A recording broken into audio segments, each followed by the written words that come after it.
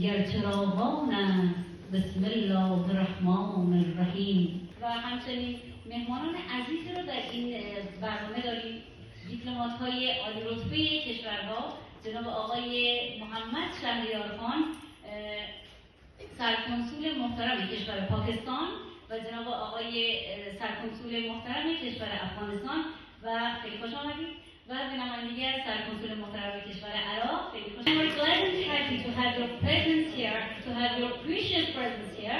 You are very welcome to Ferdowsi University of Mashhad.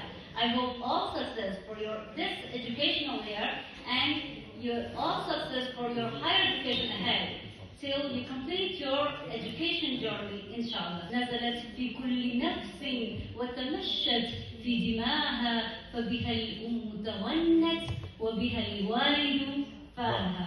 أصدقائي الأعزاء، طلاب وطالبات من بلدان العربية، من العراق، من سوريا، من لبنان ومن كل البلدان العربية، أهلا بكم وتشرفنا.